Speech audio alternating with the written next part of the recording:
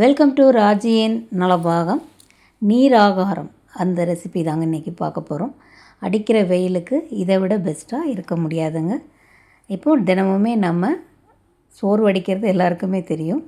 அதனால் அந்த சோறை வடிக்கிறோம். இப்போ நான் ஏன் அதை உல வச்சு அரிசி போடுறதெல்லாம் காமிக்கலைங்க, சோறு வடிக்கிறதுலேருந்தே காமிக்கிறேன். இப்போ சோறு வேக வச்சு வடிச்சுக்கிறோம். அந்த வடித்த கஞ்சியை இப்போ நல்லா சோறு வடித்ததும் அந்த கஞ்சி எடுத்து வச்சுக்கலாம். இப்போ அந்த கஞ்சியில் பார்த்திங்கன்னா சூட்டோடையே மேலே பார்த்திங்கன்னா ஆடை படிஞ்சிருக்கும். இப்போ அந்த ஆடையை எடுத்துடலாங்க. பாருங்கள், மேலோட்டமாக அப்படியே தெரியுது பாருங்கள், அதை எடுத்துடலாம். சாப்பாடு நல்லா சூடாக இருக்குது. இப்போ நம்ம தேவைக்கு எடுத்துகிட்டு கூட மீதியை நம்ம அது நீராகாரத்துக்கு எப்படி செய்யணுமோ அதை செய்ய போகிறோம். நல்ல சாதம் ஆறணும்.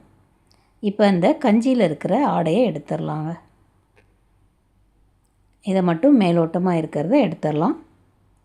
இப்போ இந்த கஞ்சியோட 2 டம்ளர் தண்ணி நம்ம சேர்க்க போகிறோம். தண்ணி 2 டம்ளர் சேர்த்துட்டு அந்த சூட்டோடையே சேர்க்கணுங்க, ஆற விடக்கூடாது. ஆறுனா கஞ்சி இறுகிரும். இப்போ நல்லா சாதம் ஆறிடுச்சு.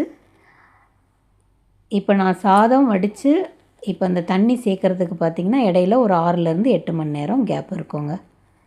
இப்போ இந்த நம்ம தண்ணி விளாவி வச்சோம் பார்த்திங்களா, அந்த கஞ்சி தண்ணியை இந்த சாப்பாடில் ஆறின சாப்பாடில் சேர்க்குறோம். இந்த அடியில் கெட்டியாக இருக்கிறத சேர்க்க வேண்டாம். இப்போது தண்ணி வடித்த கஞ்சி எல்லாத்தையும் தண்ணி சேர்த்துட்டு சாதம் கட்டி இல்லாமல் நல்லா உடச்சி விட்டுக்கலாங்க. இப்போ இதை ஒரு தட்டு போட்டு மூடிடலாம். இது முதல் நாள் இரவு. இப்போ மறுநாள் காலையில் பார்த்திங்கன்னா மேலே லேசாக இந்த மாதிரி நுரைச்சி புளிச்சு வந்திருக்கும். ரொம்ப புளிக்காதுங்க, லேசாக அந்த ஃபெர்மெண்டேஷன் ஆகிருக்கும். இப்போ இதில் உப்பு சேர்த்துக்கலாம். இதை தினமுமே வெயில் காலம் இல்லாமல் எப்பயுமே இந்த வெறும் வயிற்றில் இந்த நீராகாரம் எடுக்கிறது ரொம்ப உடலுக்கு குளிர்ச்சியை தரக்கூடியது. அதுவும் இந்த வெயில் காலத்தில் எடுத்துக்கிறது ரொம்ப ரொம்ப நல்லது. நீங்களும் ட்ரை பண்ணி பாருங்கள் நீராகாரம். இப்போ இந்த நீராகாரம் எடுத்ததுக்கு பிறகு இந்த சாப்பாடு மீதி இருக்கிறத நம்ம பழைய சோறாக அதில் தயிர் சேர்த்துட்டு நமக்கு பிடிச்ச வகையில் சைட் டிஷ்ஷோடு சேர்த்து சாப்பிடலாம்.